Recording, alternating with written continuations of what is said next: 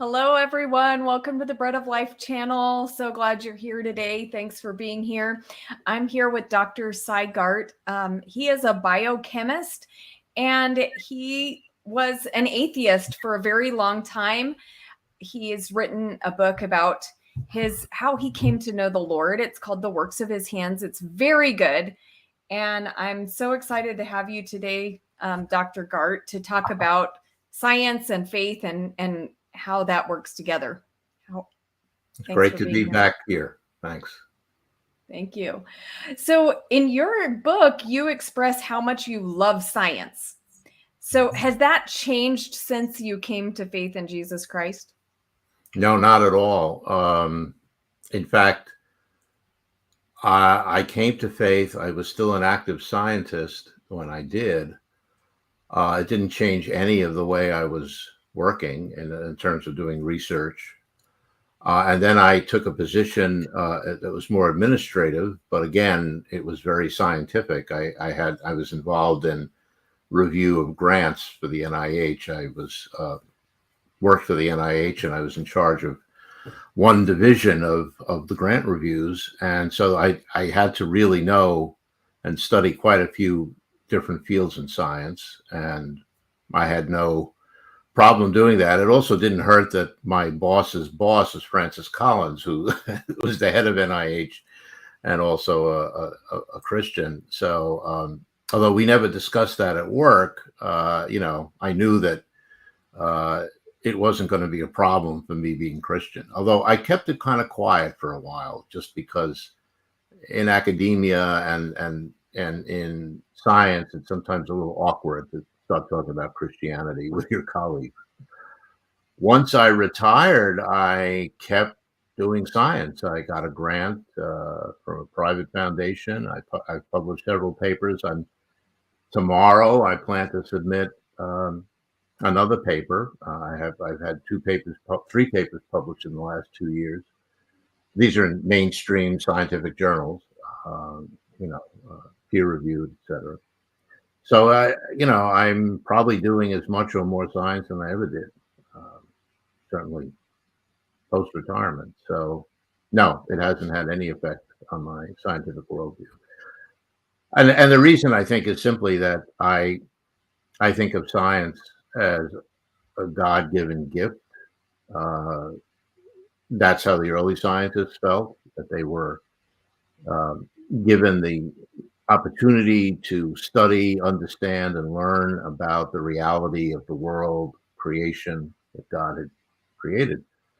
And they were very excited when they found out something that was true about the natural world. And so am I. I think there's not much better than that, than that feeling of learning something brand new. Well, there's a lot of people who have this idea that somehow science is kind of like opposite of faith. What is your understanding of like the relationship between science and faith in God? Well, you could say that there's no relationship at all, because in some ways, faith in God and science deal with totally different aspects of reality of the world.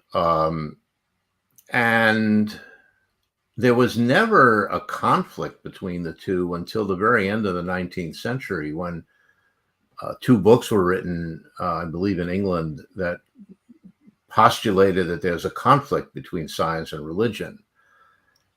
And with a growing atheistic movement in the beginning of the 20th century, that idea caught on and spread within science, but more, I would say even more so outside of science, among intellectuals. But it's not true. Science has tools, and scientists use those tools to investigate the way the natural world works, and specifically to try to understand the laws, the rules that govern everything about nature. But it doesn't go any further than that. In other words, it doesn't even ask certain questions. If you ask those questions, a scientist will say, no, we don't do that. We don't care about that. Like, why is a constant this value and not some other value? No, we learned that that constant is this value. It always is that value. We figured it out because we did measurements. That's a fact. We don't ask why. It's just not an issue. We don't ask really too many why questions. If we do say, why does this happen? We're really asking the question, not so much why in the way we would use it for other human things, but we're really asking, how does it happen? What makes it happen? So if we say, why does it rain when certain, meteorological factors occur, we're asking, what's the mechanism that makes it rain? We're not saying, why is it that it's raining on the day that I'm supposed to have my picnic? Right. That's a different question.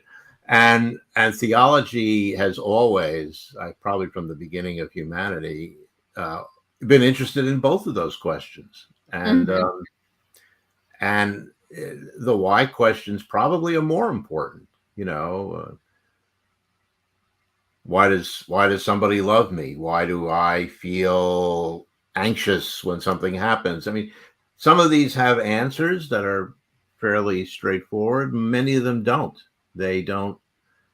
And one big mistake that's being made and has been made for some time is to go along with the assumption that because science has provided a lot of answers to mechanistic questions, to questions of how things work, that science is the only epistemology. It's the only way to know truth about anything. And that's completely false.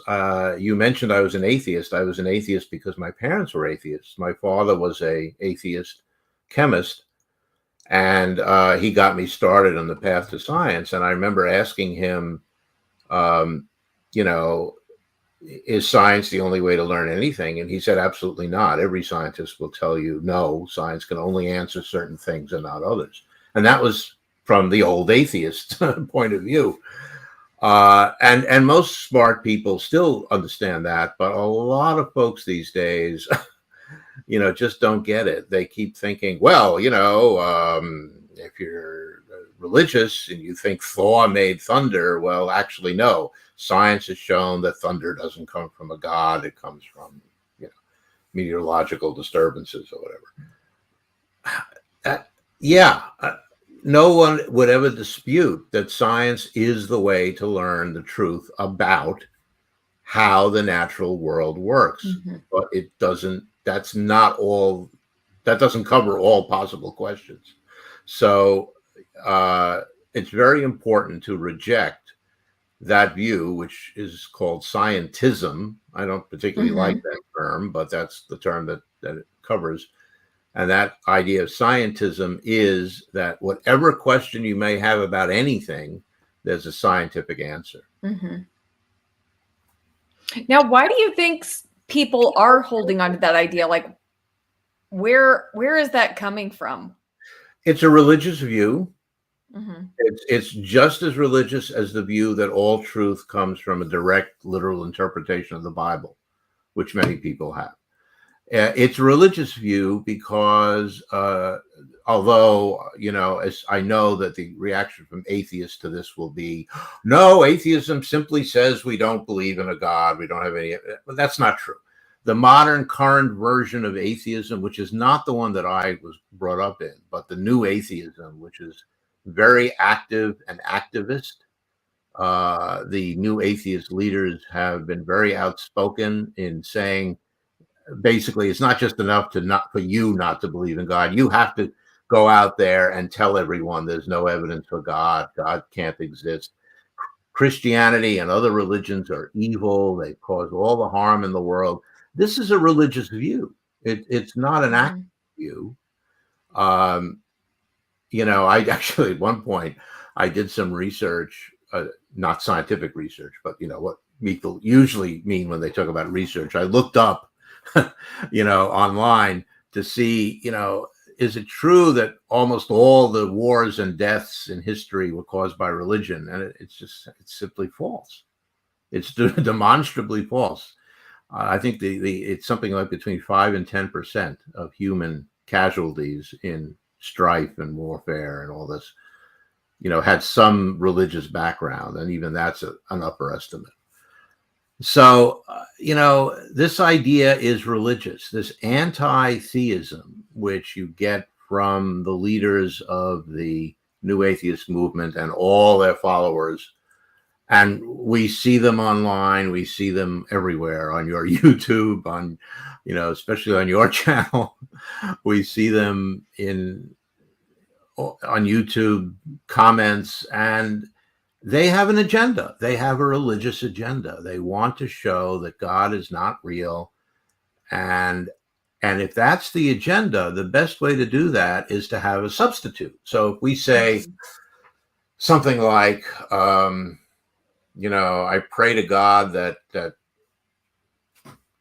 somebody who's ill will get better. The answer, when I was a kid, the answer of the atheist would be to say nothing.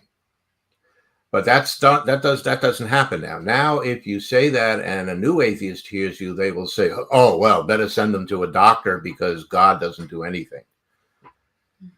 As if we don't send people to doctors. I mean, they don't. In other words, they have this view that it's either God or science. The two cannot mix.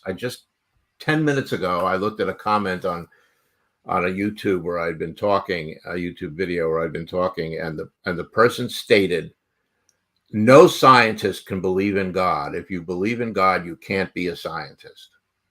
Okay, well, he has to explain that to Louis Pasteur and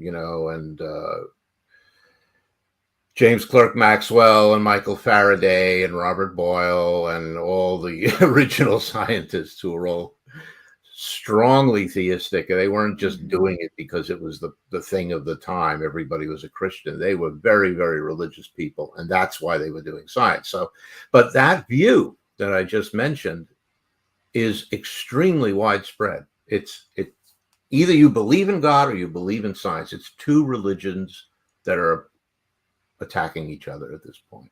Well, I should say, I mean, I don't like to attack it, nor do you. I mean, you and I have this in common. We don't like to attack atheists. I don't even consider myself an apologist for atheists. I consider myself an apologist for Christians who are having trouble holding on to their faith because of these attacks from all sides, from atheists who are saying you can't be a scientist if you want to be a Christian, and from some people who are Christians who are saying the same thing, basically, but for other reasons. So, that's who I think needs help understanding that this entire idea that these are two separate things is just absolutely false.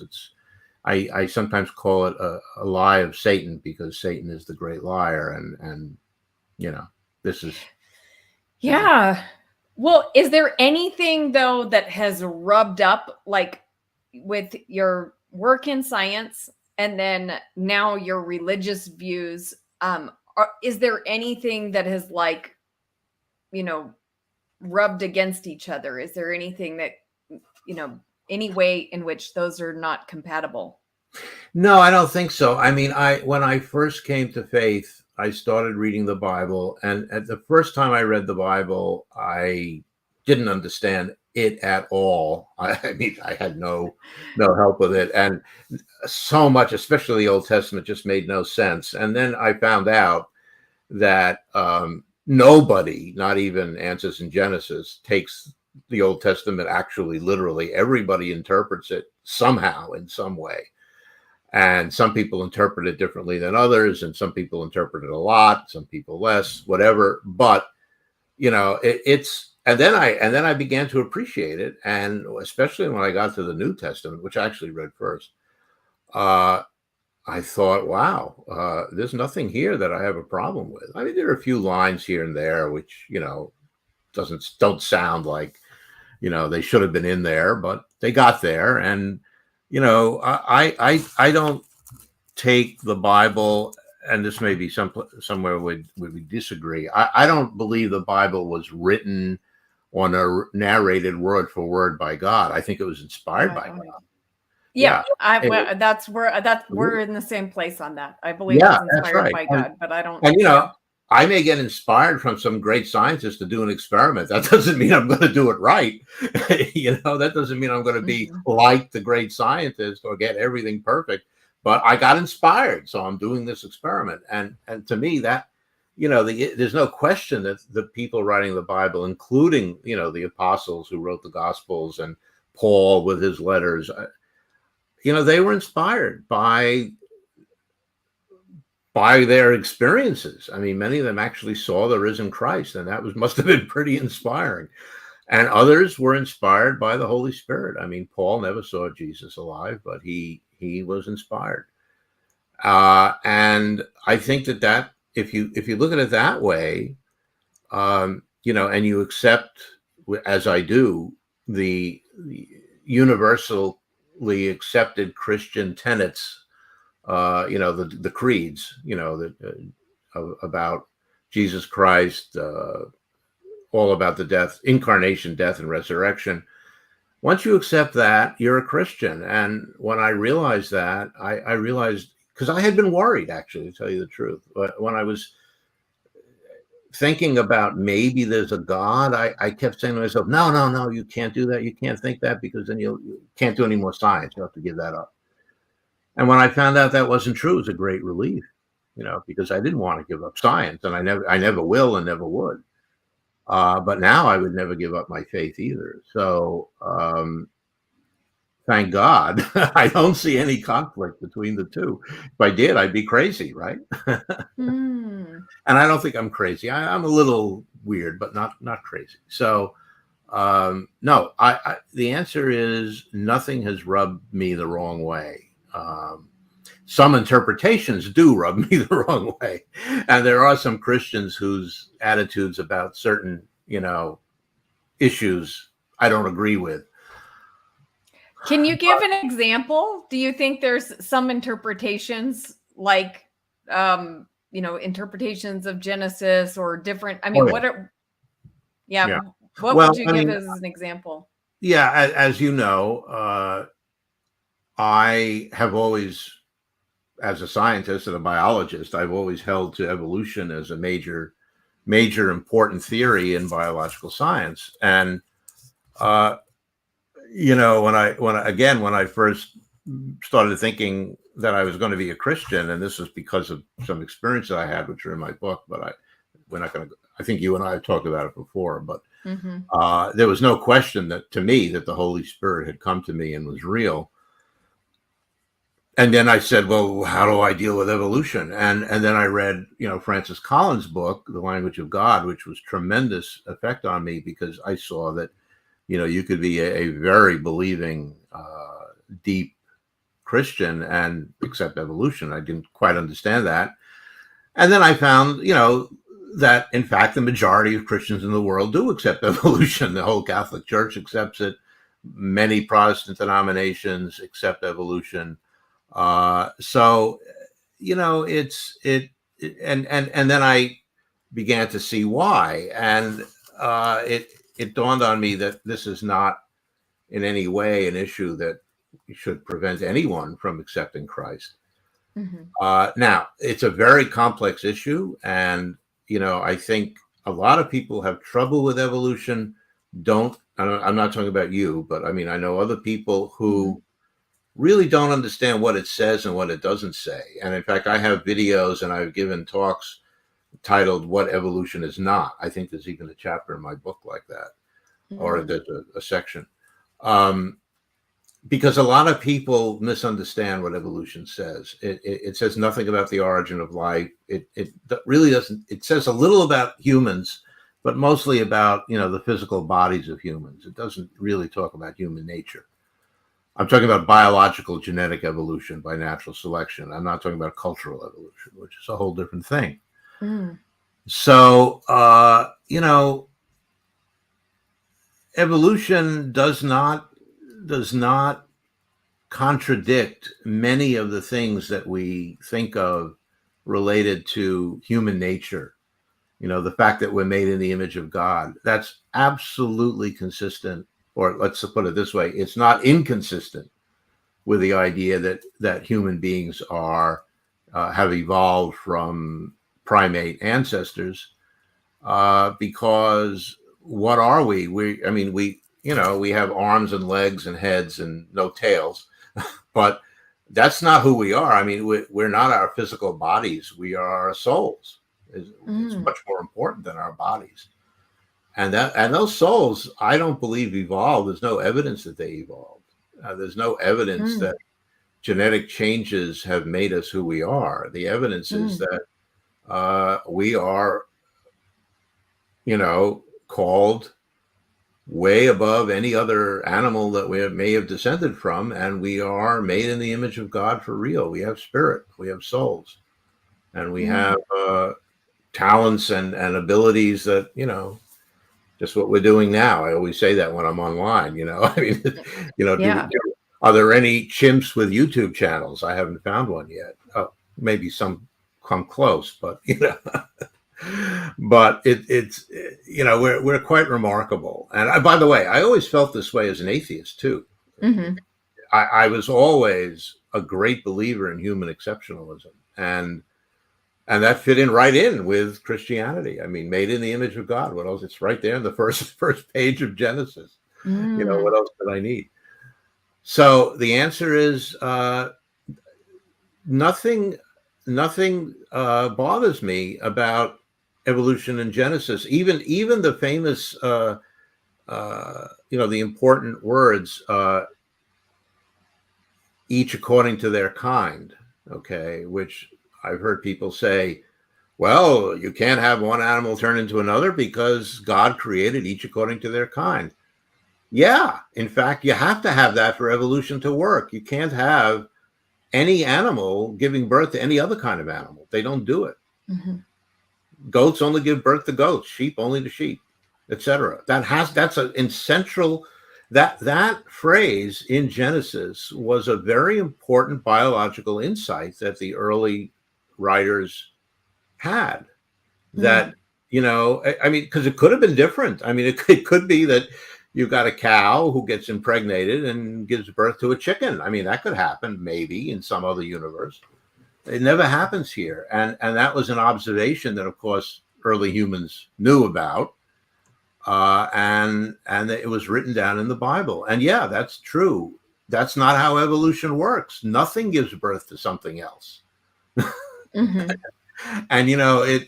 and that's why I say a lot of people don't realize what evolution is not. It's not that. It's not Pokemon evolution. It's not, some animal changing and turning into something, or even giving birth to something else. So you don't really have a problem merging the view of evolution by mutation and natural selection with the Genesis account? No, not at all. Well, now what about for people like me who I do have a problem merging that, and I do reject Darwinian evolution, but I'm not just rejecting it because of the Genesis account. I also don't think that science has been able to demonstrate that these natural processes could build the structures that we see. But do you, I mean, of course, I'm not an expert. You know much more about this than I do. So do you think rejection of Darwinian evolution is a rejection of science, or is it just a different view? What are your thoughts? Well, I got to bring you up to date a little bit, Rebecca. We don't even talk about Darwinian evolution anymore, because Darwin's theory is great, and it was the beginning of the evolutionary science. But nobody holds to that. There's been so many changes and so many advances in evolutionary theory since Darwin, and even it's picking up at an even greater pace now. So when you neo-Darwinism, yeah, and I mean, and neo-Darwinism is even the neo-Darwinians kind of don't like that phrase because it's become kind of a nasty word. But the reality is that, like a lot of good, like almost all good science and good scientific fields, the field of evolutionary biology is not static. It was static for quite some time, but that has changed. And there have always been new ideas that have come in that have kind of revolutionized things like neutral drift, the importance of neutral drift, which is not natural selection. It doesn't use natural selection. The importance of the idea of convergence, that different phylogenies come up with the same result in evolution, and that indicates that there are constraining laws that allow what will happen. An early view of evolution, Stephen Jay Gould held this view, is that anything is possible, and if you turn the clock backward, you would get a completely different picture, and that's been disproven. We now know that that's not true, and that's largely the work of Simon Conway Morris, who is a evolutionary biologist who has shown that there's a huge amount of this convergence to one solution, that lots of different phylogenies that are not related to each other use the same solution. So there's a reason for that, and we don't know what it is. There's laws we don't know yet. There's something called structuralism, which is the idea that it's not just natural selection, but there are unknown laws that give structure to the way evolution works. There's a whole new area, which is actually several areas, called the extended evolutionary synthesis, which involves lots of mechanisms that were never part of the Darwinian method, the Darwinian paradigm. And so all of this is all evolution, though. This is all evolutionary biology, and it's very exciting because it keeps growing, and none of these new findings or these new ideas are anti-theistic. Some of them, in fact, I feel, although I wouldn't push this in a scientific paper, but I feel that some of them are actually quite consistent with the idea of a creator God. Mm-hmm. So, I mean, but do you think my view as a rejection of that, like where I'm saying, okay, I can see how, evolutionary processes like mutation and natural selection can kind of, change organisms slightly, but I reject the idea that they can build complex systems within an organism or make new organisms. So do you think am I rejecting science? Like, do you think there's good evidence for me to accept the view that these things could be built? I think there is, but you're not, well, it's complicated. So let me start with this. Mm-hmm. AIG, Answers in Genesis, had to deal with a difficult issue, which is how could the ark, when we know the dimensions of the ark, it wasn't infinitely large, how could the ark have carried all the huge number of currently living species? Just the beetles would have overwhelmed the size of the ark. There are, I don't know, millions of beetle species. I don't remember the number. And they came up with an interesting solution, which you can see if you go to the Creation Museum. They decided that God had created not all the current species on Earth, but had created their ancestors, the kinds. So there was a cat kind, a dog kind, a bear kind, on and on. And those kinds went onto the ark. And if you look at the museum, the Creation Museum of the Ark exhibits, you'll see the cat kind doesn't look like any modern cat, any cat that we've ever seen. It looks like an amalgam of various different kinds of felines. Once the flood subsided, they then say that all of these animals spread out over the earth and, wait for it, evolved into the modern animals. So the cat kind, that pair of cat kinds, had kids. Those kids spread throughout the earth.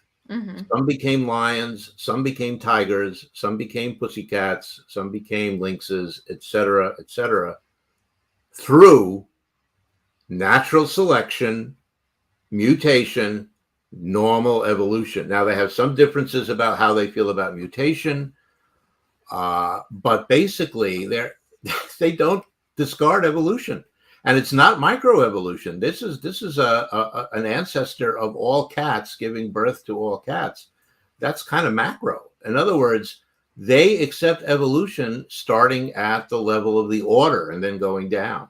Mm-hmm. The only difference between that view and the view of standard evolutionary biologists is that we go further back and we say, okay, it wasn't just a cat kind. There was also another kind before them that gave rise to cats and dogs and bears, the carnivore kind. Okay, so we just go further back, but it's the same process.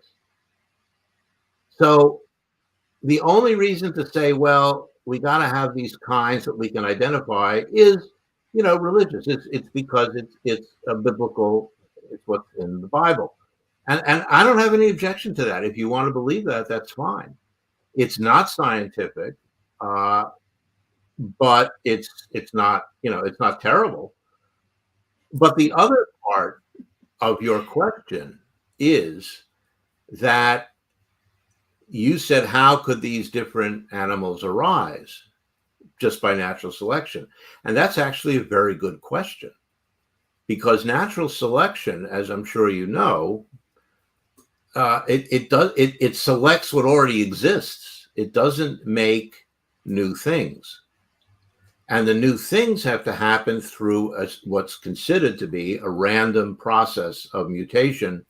And then if you're lucky enough to make something that's good, it persists. But that is problematic and has been a problem with evolutionary theory for a long time. And there have been some very interesting developments in that area. There's a scientist in Germany named Andreas Wagner who has written a great book called Arrival of the Fittest. And in there, he discusses that very issue, how you can get not just selecting of the fittest, but producing the fittest. And it's a very interesting theory. It has a lot of implications for, how new biological types arise. And it's an area of great research, and this is where the extended evolutionary synthesis comes in, because that view includes models that discuss that very issue. How do you get, the new stuff? How do you get, are mutations purely random? Well, there's a lot of evidence that they're not. The paper I'm about to submit that I just finished is about this whole idea of hypermutation and, the genome reinventing itself, which is a view held by many leading evolutionary biologists who are not theists. There's nothing to do with theism. It's just that your comment is correct, that we don't have a complete theory in evolution yet. It's still being worked on. And one of the big problems is what you said. How do we get to, having a beetle and then a beetle with wings? How do those wings get there? Okay. And that's a subject of great research. And there's a lot of very exciting stuff going on. Cool. Now, so do you think that the origin of life and biodiversity can be explained by natural processes? Like, so you said it's still a thing that we're working on and maybe we don't know, but like, are you confident that these can be explained by natural processes? Well, I think everything can be explained by natural processes, which is consistent with belief in a creator God. I mean, nature is the creation of God, everything in it.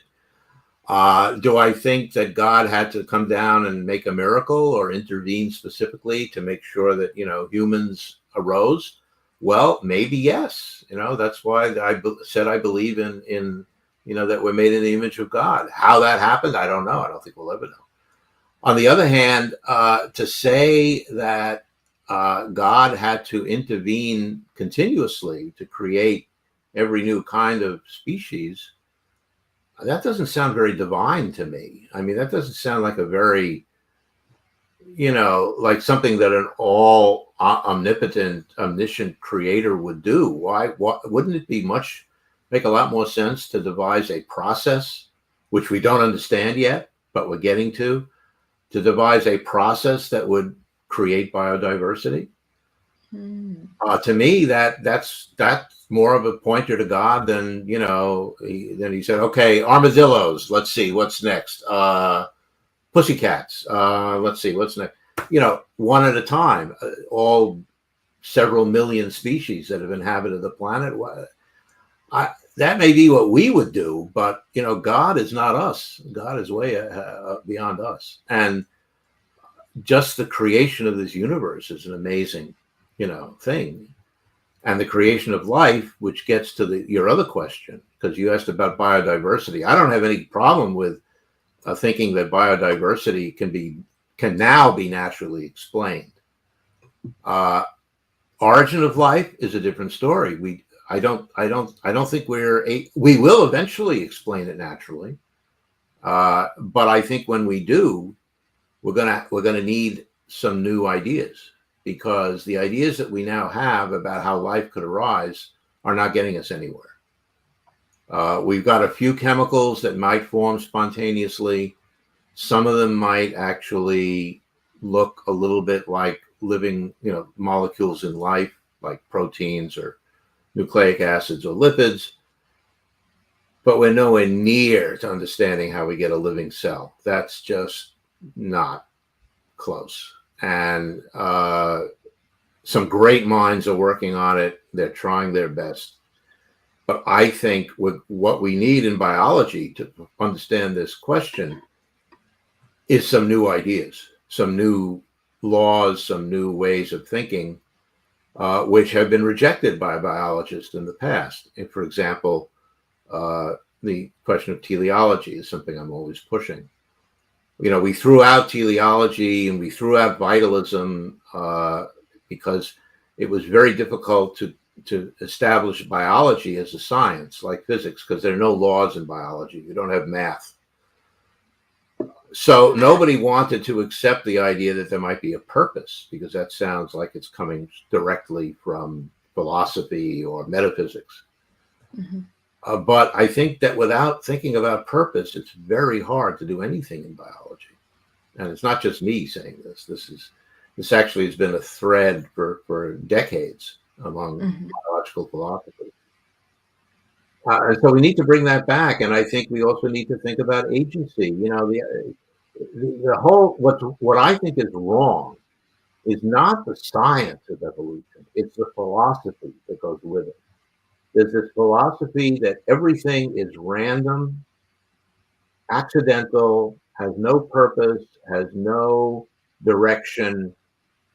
Okay, that's not a scientific finding. That's a philosophical idea, and it's holding us back, because I don't think we're ever going to understand the origin of life and even some parts of evolution, of the biodiversity, if we hold to this and refuse to accept any possibility that there is some teleological factors going on. And I don't know what those could be, and I don't have a theory.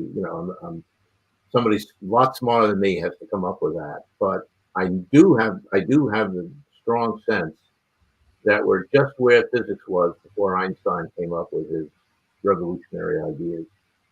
And to do that, he needed to use a whole new mathematics that no one had ever used before. And we're going to have to do something like that in biology if we're ever going to understand origin of life. And I believe that when we do, again, whatever we find, that's going to be more consistent with the idea of God rather than less. Mm. So, what do you think about the intelligent design movement? Do you agree with like their idea that we do see intelligence at work in life? Yeah, I do, and there are some people in the intelligent design movement who I really respect, and I like their work. Steve Meyer and boy, names are going out of my head. Um, Douglas Axe or yeah, I think they have some good points, but here's my real problem with intelligent design, as a movement rather than as a you know small I, small d, because I do think that life is designed, and I nobody doubts that. The question is, where does it come from? And I don't like intelligent design because it kind of implies that this was all done by intelligence. I think it's way beyond intelligence. I like to call it divine design, which was also almost the title of my book, actually, but then I changed it. Because I believe that God is the designer, like intelligent design people do. But he didn't sit down and work it out like an engineer would, because God is not a human.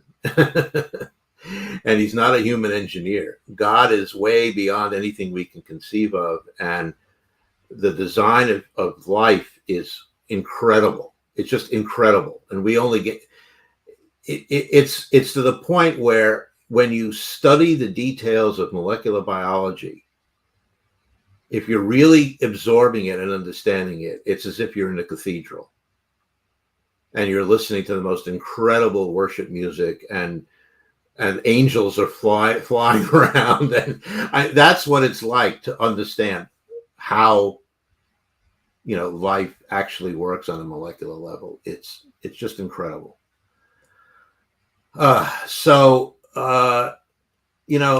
Divine design implies that there is a designer, but that we can only, we're not going to figure it out the way the ID folks try to do it.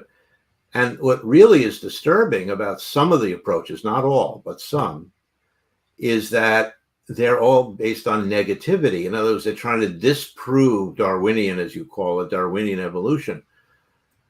And that just doesn't work. It's not a scientific approach, because there are always every theory has problems. I mean, gravity was by Newton's gravity was very good, very useful, very effective. We understood it.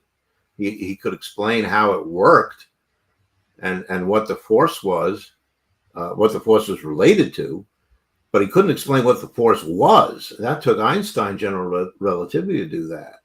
So science is always, improving itself, and just to say that something is not complete or may not be accurate, that doesn't destroy the whole theory. The whole theory needs to be changed, needs to be improved. So I think it's a mistake to try to say that evolution doesn't happen. It's wrong. It's not good science. It's not finished science. That's true. And we need to finish it, or at least try to finish it. I would wish that the ID folks would do, and some of them do. I mean, it's not that Michael Denton has done some very interesting work in a positive nature. One of the papers that I published last year was about the difficulty of having high replication fidelity at the origin of life. And I didn't do any experiments, but I did a theoretical treatment of that. And that was, not a negative. That was a positive. I came up with a result that said, look at this. This indicates a threshold for replication fidelity. I don't know the details. It's too technical. But, I wish that the ID people, if they want to prove their case, would actually pick up the burden of doing actual mainstream science and publish it in mainstream journals. And I also wish, by the way, that, and now this is not the scientists, but I'll just make this comment anyway. One of the, I don't remember his name and I wouldn't use it anyway, but one of the people who's not a scientist at the Discovery Institute, I believe he's a lawyer, published a piece in in their one of their magazine outlets, totally attacking Francis Collins as a terrible Christian, bad scientist, evil person, and they shouldn't be doing that. DI guys, Steve Meyer, Doug Axe, all the guys who I respect, Mike Behe. Don't let your group do terrible things like that. You don't attack Francis Collins. He is one of the most important Christians in this country, and he's done great work both in science and for the faith. Let's stop this. I'm talking to everybody. I'm talking to people who are also evolutionary creationists like me. I'm talking to the AIG folks. Let's stop attacking each other. We don't know who's right. God knows who's right. Jesus Christ knows who's right. We don't. And we don't know who's right in science, and we don't know who's right in theology. So let's do the best we can, and let's remain in Christian fellowship and not attack each other. That's, I think, a very important message I'm now trying to get across based on some of the attacks I myself have experienced from other Christians, which have been very disturbing, and that I've seen in general. Yeah, definitely. I agree with that. And I think it's all the views are important. Like, of course, they can't all be right, but I think it's important to have all the voices out there. So, I appreciate theistic evolutionists. I'm thankful for them, even though I don't personally agree with them, but I'm thankful that there are Christians who are theistic evolutionists. Right. And I hope that they can come to the place where they can be thankful that there are young earth creationists. Well, I am. I mean, I think that young earth creationism, there are people who wouldn't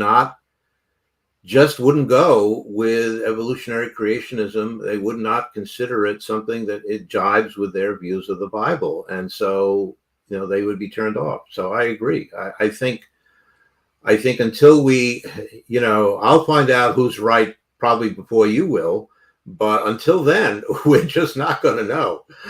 And, there's no point in yelling at each other about it. The truth will be revealed to us. Yeah.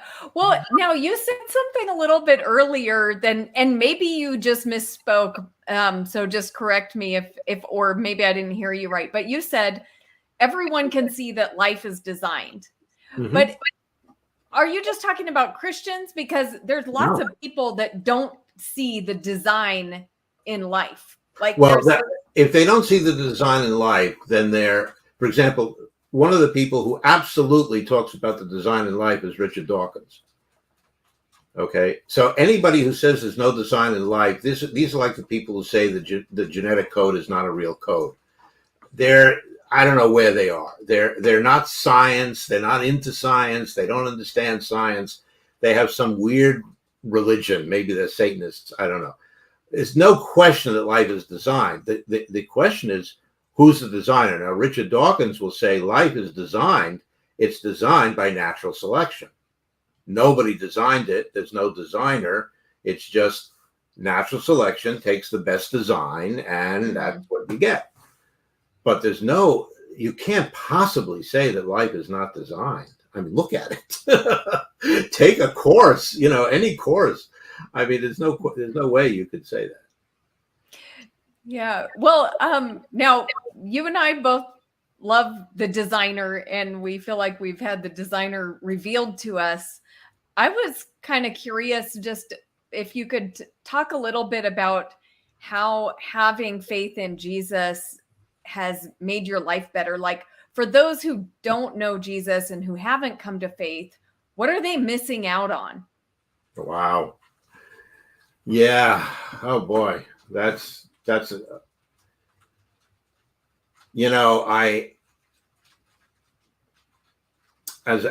I've talked about, not just in my book, but also there's an interview that I did with Cameron Bertuzzi that's gotten very popular on YouTube. It's still up, where I talk about my journey, and I mentioned that it had several stages, one of which was seeing the evidence, or at least the pointing towards a possible divine divinity from what I was learning about science, the incredible beauty of biology and of the universe, etc. But that didn't bring me to faith in God. That just made me wonder. It kind of got me to reject my atheism and made me sort of agnostic. I spent a long time just saying, I don't know what's going on.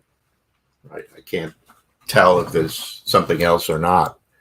Excuse me. But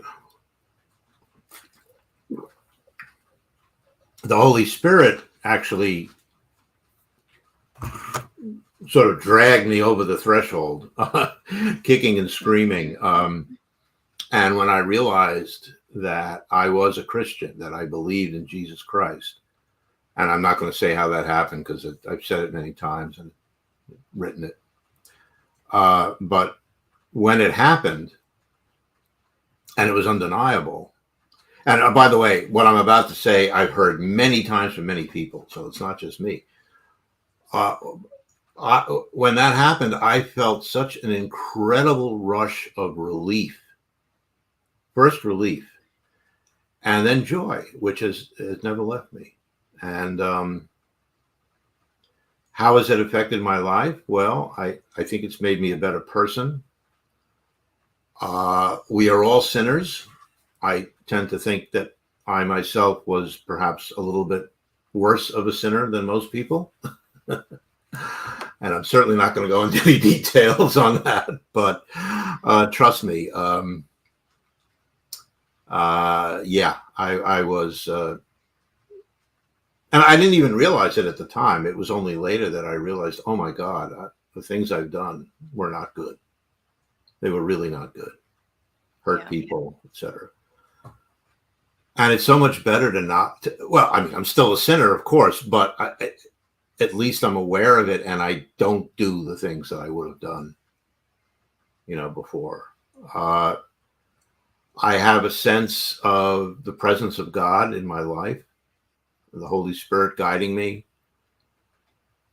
There's just a lot of joy that I feel. And now I mean, I can already hear the atheists in your audience saying, oh, yeah, wishful thinking, afraid of death, all the things that are the standard stuff. Better to know the reality than to live in a wishful dream. Well, I not only have I heard all of that, I used to believe it. And, I was an atheist through my 40s. So, I've been there and done that. And I used to say exactly those things. And what can I tell you, speaking now to the atheists, it's something, and if you tell me you've been a Christian and then you deconverted because you discovered the truth, well, okay, that's a whole nother story. But I feel just the opposite. I feel that by converting, I discovered the truth. And everything has been consistent. And I have had not a single moment of hesitancy or doubt since I became a Christian, and things just fit into place. And I mean, just one thing I'll just mention. I used to be very superstitious, as I think a lot of people are who don't have a faith, and that's gone away. I don't have that. I don't have superstition anymore. Now, some could say, "Well, I switched one superstition to another one." I've heard that told, but I don't believe that belief in Jesus is superstitious. There's so much historical evidence that Jesus really lived, died, and rose, that I can have not just faith because of the experience I have with the Holy Spirit, but faith because of the historical facts, the historical evidence. And that's kind of nice. I like that. Everything fits. Very cool. Well, you're getting ready to be a speaker at the upcoming Capturing Christianity conference, which I just want to announce it, even though it's actually not posted online. I wanted to put the link. But for those of you, I mean, no matter what your beliefs are, if you are into philosophy, if you're into, being around people who like to talk about deep questions and get into this sort of stuff, you don't even have to be a believer to enjoy the Capturing Christianity conference. And it's coming up in August. It's just going to be a great time. There's going to be wonderful speakers there, and Dr. Garte is going to be one of them. So look, in the next month or so for advertisements for that. But Dr. Garte, and it's going to be in Houston, by the way. Will you tell us a little bit about what you're going to be speaking on and the topic of the conference? Yeah, let me just say one thing first, though. Last year's conference, where I did speak also, and you were there also, was very philosophically heavy. This year, and there were only two science talks, myself and Luke Barnes. Yeah. But this year is actually more related to science. In fact, the title, I believe, is Christianity and Science, Best Friends Forever, something like that. Yeah. So there will be several scientists speaking, many of whom are quite well known. I mean, I'm not sure I should mention names because I don't know if it's final, but, okay. But I know them all. I mean, they're all great people. And there will be also some great philosophers. A couple of the philosophers from last year will be back. And there will be plenty of philosophy as well, but there will be the emphasis will be a little bit more on science. So that's nice. Yeah, it was a great experience last year, and as a speaker, and I think you would agree with me as a member of the audience that it was really terrific, and I hope we can do it the same. And that was sort of in the middle of the Omicron wave of COVID. So we got through that, and it worked out. In terms of what I'm going to talk about, I haven't completely, it hasn't completely gelled in my mind yet, but I want to talk a little bit more about what I was saying earlier now with you, which is the question of what we need to do in biology to tackle some of these difficult problems, like the origin of life and like human nature and consciousness and these things. And so it's going to be very speculative. I like to, in conferences when I'm speaking and I'm not writing, I like to be a little more speculative because, well, at least in the old days when you said something, it just disappeared. Now, of course, it's recorded forever, but writing, once you write something, you're stuck with it. So So I'm kind of living on this illusion that I can get away with being highly speculative. So I'm going to talk about things like teleology and agency and even vitalism. In fact, my breakout talk, I believe, will be called neo-vitalism or something like that. And vitalism is one of the dirtiest curse words you can use in biology. Everybody hates the idea of vitalism. But I have a dissenting view on there. So that'll be highly controversial, but it'll be fun.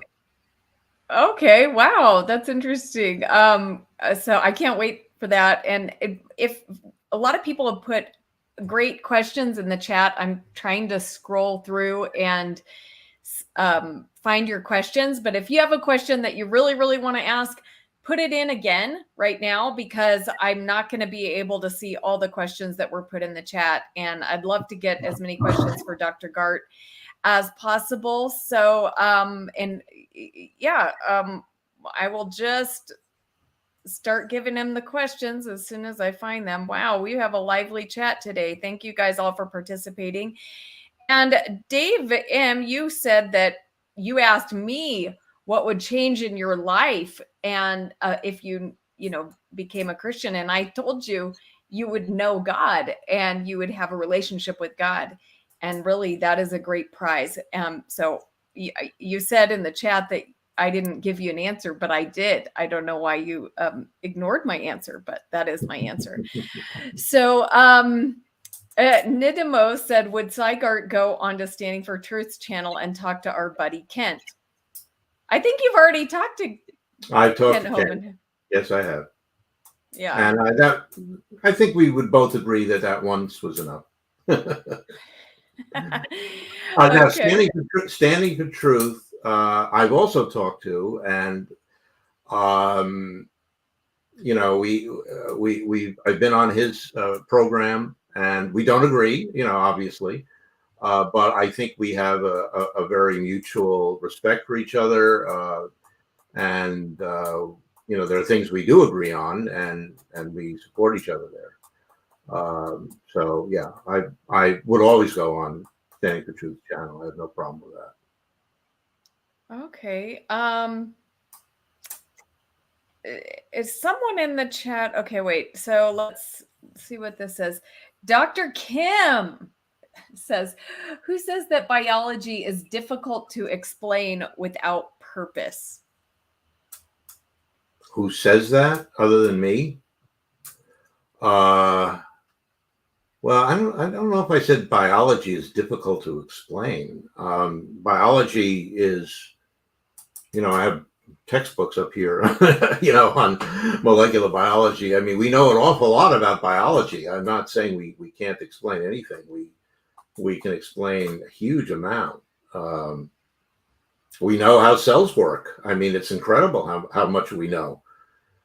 So much that, to say you're a biochemist or a molecular biologist practically says nothing, because you then have to say whether you're a protein biochemist or a lipid biochemist, nucleic acid, whatever. And even in those fields, it's huge. So yeah, biology is easily explained, but not all of it is easily explained. By easily, I mean after a lot of research. But what did you mean by saying that without talking about purpose? It's like, because you did say that earlier. You said like, yeah, okay, I remember that, right? Yeah. So we can, in fact, we do use purpose without wanting to. Papers have been written about the use of teleological language in a field which denies teleology, and many non-theist biologists have said it's really silly to pretend that we don't use purpose, because we say, when we talk about animal behavior, when we talk about even the mechanisms in biochemistry, they have functions, right? What do we call the amino acids on proteins? Functional groups. They have a function. They work to do a chemical reaction. So this purpose and agency and all of that is rife within all of biology. JBS Haldane had a quote, which I've used a few times, which is, teleology is like a mistress to the biologist. He denies she exists, but he can't live without her, which is a little bit of a outdated sexist view, but he made that comment in the 30s, when I guess it was more permissible. So, teleology is everywhere in biology, and purpose. I don't think it's needed necessarily to understand mechanisms, but when we get to hard problems in biology, like the origin of life, it's my view, and I'm not saying this as if I'm saying what I think is absolutely true, but it is my view that we will be better off if we can figure out a way to actually acknowledge the existence of real teleology among, among molecules, among something, I don't know, because it's very hard to explain the origin of life using simply random interactions of chemical molecules. Mm-hmm. What about this question? Does Dr. Garte have thoughts about the idea that Pasteur disproved the abiogenesis theory through his experiments? Yeah, that's a very interesting question. And I this came up recently in another,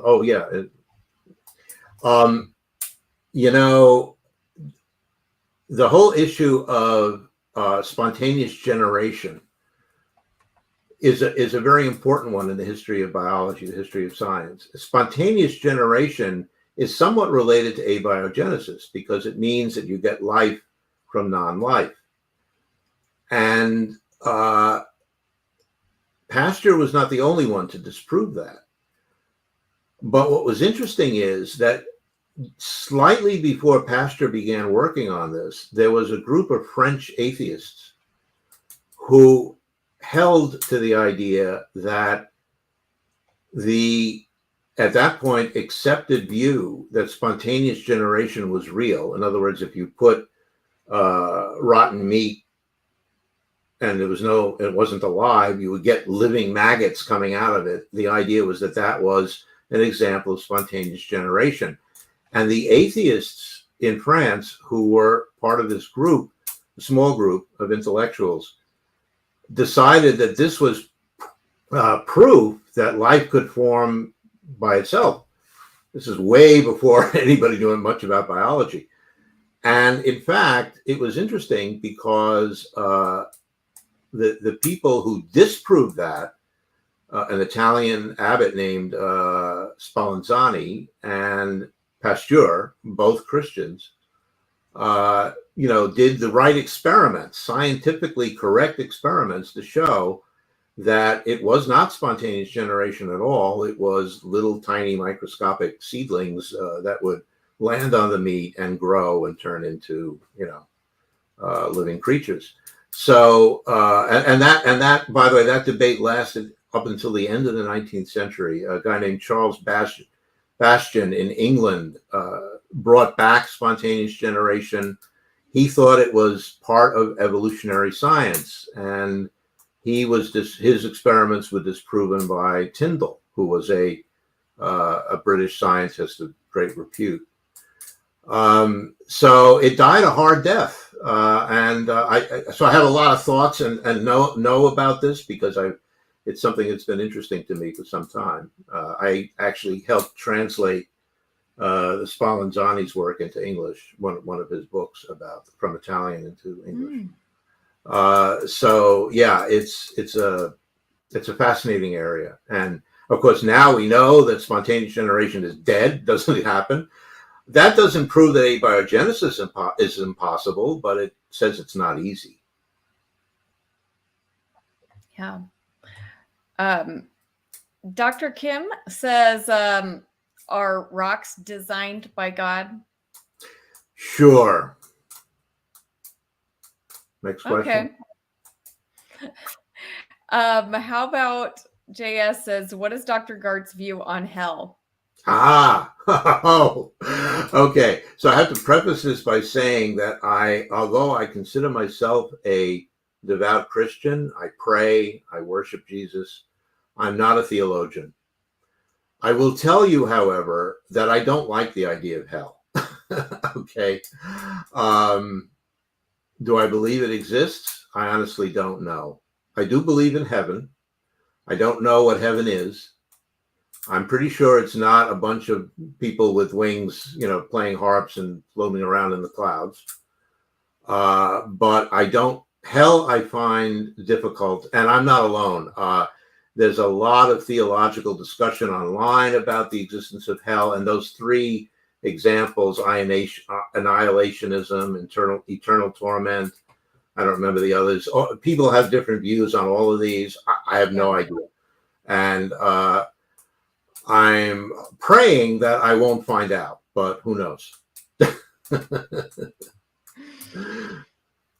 Well, I think after Chris Date came on my channel, you put something on the Berean saying, I'm comfortable with the idea of annihilation now. Like, after was that me? I might have, although I don't. Yeah, I am comfortable with that. I think.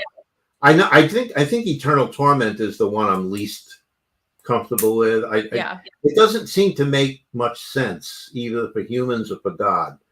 I don't get it. So. Yeah.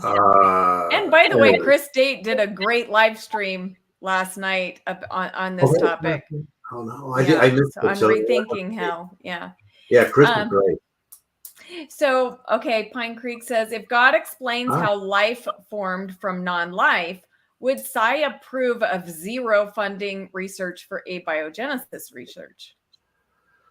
Okay, Doug. So, first of all,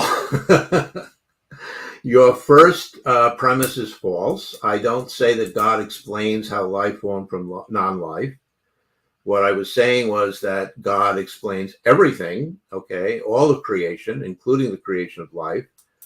And I think that we will find. I did a podcast with Jim Stump from BioLogos, and he asked me this question, and I was very clear. I said, we will define the answer through natural means, but those natural means are going to involve new ideas and new concepts, which themselves, like other things in physics, point to the possibility or the consistency of there being a creative God. We can't prove God. We don't even have real good scientific evidence for God. It's a different subject. So the first thing is wrong. And the second thing, of course, is I would never approve of zero funding research for any field.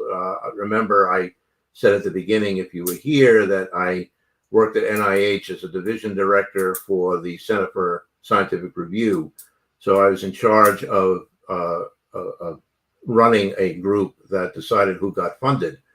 And I believe that funding of all research would be wonderful. We can't do it all. We don't have that much money, but we have to do as much as we can. So I would definitely not approve of that. There is a small study section. I'm getting a little technical now, sorry, but that does look at origin of life from the NIH, but it's also funded by NSF. And there is, as you probably know, there are some excellent scientific labs working on it. And I know many of the people there. I myself have done a little bit in collaboration with a couple of atheists who Rebecca knows.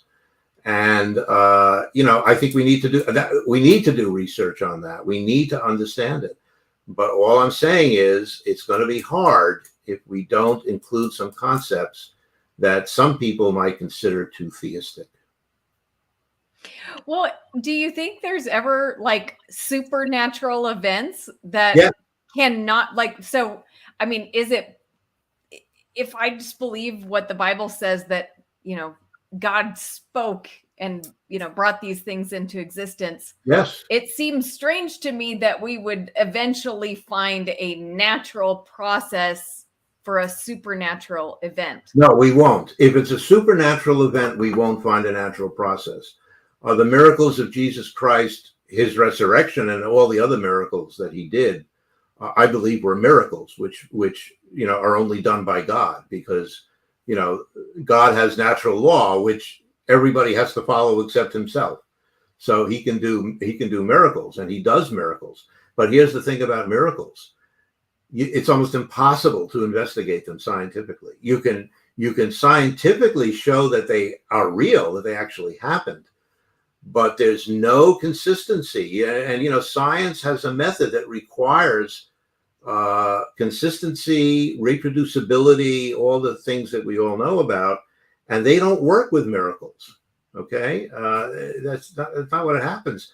Somebody is cured through a miraculous intercession, and that doesn't mean that it'll ever be repeated, or that other people with the same problem that may be more deserving, are going to get cured also. If they did, then we could explore these miracles by science, but we know that doesn't happen. So science is not the way to understand miracles. The only way to understand miracles is to pray. Cool. Why did you go with Jesus as your spiritual guide and not another God? This is from Iron Charioteer. Yes, I know Iron Charioteer. So you do? Oh yeah, nice. Okay. I know everybody by now.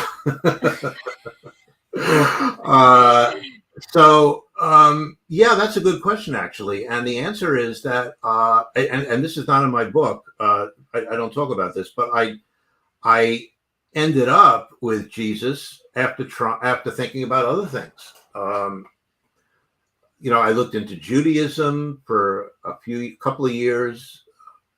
I don't know. It didn't do anything for me. I wasn't convinced. Okay. I mean, Judaism believes in one God, yes, but as I mentioned before, the Old Testament I found very difficult. Going to synagogue didn't do anything for me. I looked into Buddhism, and that's just because of my age. Everybody my age has looked into Buddhism. That was it was the thing to do in the 60s. That really turned me off. I look, if you're going to be so difficult, this is like watching a foreign movie without subtitles. Okay, the sound of one hand clapping. I mean, I'm obviously, not being very respectful of it. I'm sure it's a great religion, but I couldn't get into it. I don't know. To me, it sounded like double talk. What else? I looked into Islam only, not because I had any interest in thinking about being Muslim, but because I was curious about what it was all about. And I will just say that I was not impressed, and leave it at that. And when I looked into Christianity, that was the last thing I thought of doing because, as you probably know, as many people know, I was not just brought up as an atheist. I was brought up as a strong communist and anti-Christian.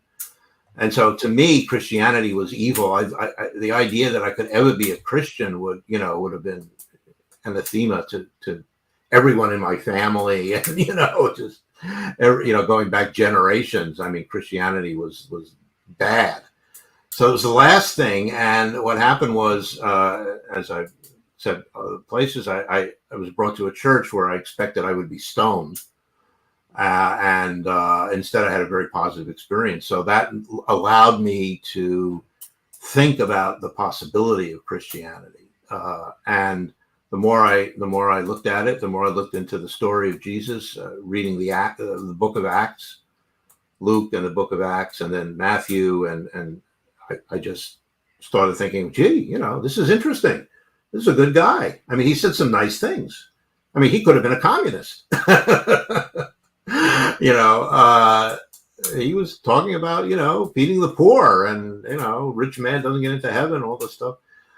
I'm oversimplifying because I'm getting a little punch drunk, but then, reading the Gospels and then the figure of Jesus was just very strong. And I started thinking about that. And then the experiences that I had with the Holy Spirit were not clear to me when I first had them. And I'm not going to go over again what I said in the interview with Cameron. It's a 30-minute interview. It's got something like 250,000 views. And so you can take a look at that. And I talk about, dreams and other things that happened to me. And eventually the figure of Jesus Christ just became so overwhelmingly important in my life that I decided to do that. And now I know one of the main things I always hear is if you have been born in Pakistan, you'd be a Muslim. If you've been born here, you'd be this and that, etc. It's probably true. I don't know. There are a lot of people born in Pakistan who are now Christians. There are a lot of people converting to Christianity from India, from China, from, Arab countries. I'm in contact with missions all over the world. People also convert to everything else, including Islam and other religions. And, I think it's a matter of personal choice, but I don't think it's automatic that you join the religion that's the majority. And I should say, by the way, that in my circle, Christianity was not the majority, ever. Wasn't when I grew up. I mean, I grew up in Brooklyn. I was surrounded by Catholics and a few Jews, and the Catholics were not very welcoming. So I never thought of becoming a Catholic. Later when I went into academia, there were no Christians at all. So, Christianity was not part of my environment, certainly not in my family, and certainly not anywhere that I've ever been. Yeah. So, I didn't live in Kentucky or Tennessee when I grew up. Pine Creek says naturalism was the last thing I wanted to believe in, but I went in kicking and screaming because of the evidence.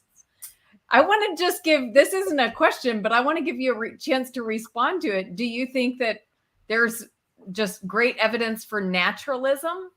Well, I mean, now I believe in naturalism. if you define naturalism as everything is explainable completely by science, okay, then no, because that we know that's not true. It's not supposed to be true. Science is not supposed to answer why I think, Clay is a fantastic painter and Kandinsky is just amazing and not terribly interested in Jackson Pollock. That's not a scientific question. So, my view of naturalism is that it includes everything. And there are things within the natural world that we cannot explain. And you will agree that we can't explain them, like, which painting we like, what music we listen to. There are other things that we can explain beautifully. And in those cases, I'm a naturalist. I mean, if you're asking, how do proteins get made? I'm not going to say God comes down and makes proteins. I mean, we know how proteins are made. It's not a question. And we keep learning more and more, but there are places where it ends. And what I talk about in the book is I use the image of a stop sign. We can go very far in our naturalistic vehicles, but at some point we're going to hit a stop sign and it's going to say, no, you can't get here on your car. You have to take a different route. You can't go past this sign. And a lot of that has to do with our nature as humans. And what I strongly object to, and this is getting into another area which Doug might want to also address, is when we talk about human nature, what makes us human and how we and how we react as humans. I don't like the idea of the misuse of evolutionary psychology to try to explain everything that humans do. So yeah, we can explain, we can understand why women have maternal instincts, because so do most mammals, if not all. And that you can understand that as an evolutionary drive. But altruism, well, there have been attempts to say, yeah, altruism, Richard Dawkins famously has his concept of the spandrels and the kin selection idea. And yeah, that's all very nice, but there's no actual evidence for any of that. It's just so stories. And unfortunately, while evolutionary psychologist has some very good stuff to contribute, a lot of it is really garbage. And most scientists know that. They don't say it, but it's not considered science. It's what we call a just so story. So, when we get to things like human nature, why are we the way we are? Wow, that gets really complicated. And, psychology can tell us a lot, and there's some good advances, but ultimately we need to go other way. We need to go to philosophy. We need to go to, some different ways of we need some different epistemologies other than science when we're really looking into the depths of human nature. That's my view. So let's see. There's several more questions, but do we need to come to a stopping point? Well, I'm okay at the moment. I'll let you know when I completely phase out. Okay. I don't have your stamina, that we know. Okay. So Iron Charioteer says, what do you think about all those atheists going around saying that Jesus is just a myth and the Bible is just a product of the Greco-Judean culture of the time? Well, I mean, I would point to Bart Ehrman, who's a former Christian, now atheist, but one of the most respected biblical scholars. And Jesus mythicism is not respected by any scholar.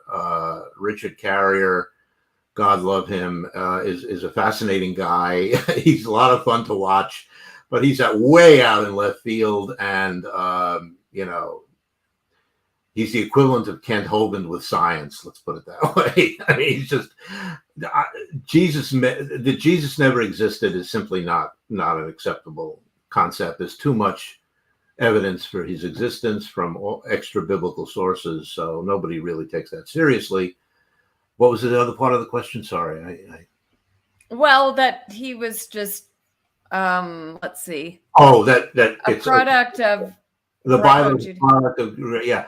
Well, I mean, look, everything is related to everything else. Okay, the Bible was written in a culture. Obviously, there are influences of that culture, and there are also things that are unique. So, I mean, you have to. Scholars look at this and they come up with different conclusions, as they do in everything. But the idea that the whole thing was just copied, which I've seen, I don't think that holds up. I think there's some new stuff in the Bible. The idea of a monotheistic God, which actually evolves in the Bible. Okay, the God we worship as the creator is not there in the very earliest parts. It's kind of a different picture.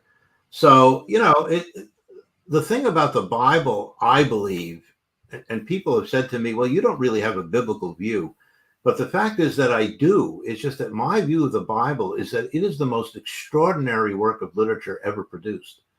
And the reason it's so extraordinary is not because it's 100% true in everything it says, but because look what it includes. I mean, you take any subject, it's in there. And take any genre, it's in there. I mean, this is why people read the Bible over and over and over again, why they open it at random and ask a question and point to a page, because it's an amazing book, 66 books crammed into one. And there's so much wisdom, so much knowledge. It's got, it's like one of those famous ads for a new series. It's got violence, it's got love, it's got sin, it's got, it's got everything in it. And what other work has that? The Bhagavad Gitas have, I don't know if I said that right, but anyway, they have some interesting stuff. The Quran is very interesting, but you can't compare those to the Bible. I mean, it's just, and I'm just talking about the Old Testament. The New Testament to me is a whole nother work. It's step two. Step one is the Old Testament. Step two is where Christians are, which is, Jesus came and fulfilled the prophecies of the Bible. And, that's why we don't stone people, all these questions that I often get, if you believe in the Bible, why don't you stone sinners? And no, we don't, because we have Jesus Christ. Yes. Miss Tuna wants to know, having evidence of God is one thing, but why worship it? Why worship someone who demands worship?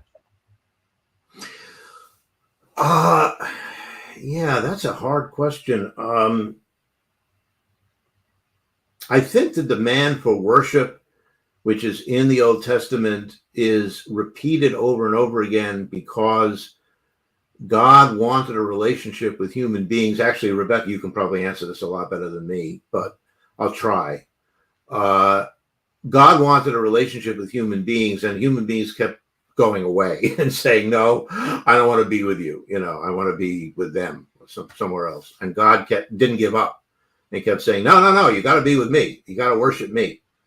I'm God. I'm the God. I'm your God. Okay, but that's not why I worship God. I worship God because I do believe in Jesus Christ. I believe in him as my savior, as the creator of this universe, which I think is amazing. And we can get into theodicy, but hopefully Rebecca will handle all of that. We often think of all the bad things, but we don't stop and look around and say, this is absolutely unbelievably miraculous. Look at us. We're alive. Why are we alive? Why is there life? And why can we be conscious? And why can we love? What is love? Where does that come from? There's no evolutionary selective advantage to love. It's a mistake. But it's there. It's real. And if you have felt love, as most people have, it's real. It doesn't make any sense. So this is an amazing world that God created, and I'm thankful. And I'm thankful for my life. Yeah. And I'll respond to Miss Tuna about worshiping God. I think worship is actually the natural response of coming close to God. It's Yes. not something that Right. is being forced upon you. It's actually what happens when you encounter God, because he's so wonderful. In the same way that when you fall in love with a person, right? No one tells you that you have to adore that person, right? But Right. like you You want to. naturally, you're drawn to the person, you're enjoying the person, you are honoring the person, because that's a natural response. Right. And Exactly. so that is the natural response when you come in contact with God. And if you're not, if it's not the natural response, I'd just say in some way you've been blocked from seeing the true nature and glory of who God is. And so and I don't think that God is demanding worship in the way that people are thinking, that he did not create us so that he could have all these people bowing down before him and things like this, but he created us for that relationship, like you talked about, and like that we're responding in love to him from the love that he has for us. So Yeah. Well said. I can't agree more. So let's see. I'm trying to see if there's any other questions. I'm sorry if I skipped your questions, guys. I think that's going to wrap it up. Thank you, Dr. Garte, so much for being here. And again, for those who haven't read it, The Works of His Hands is Dr. Garte's story of how actually science was what caused him to discover that there was a creator, and then his story and process of coming to faith in Jesus Christ. And it really is a great book. And so thank you again for sharing. And I just hope you guys enjoyed. Bye, everybody.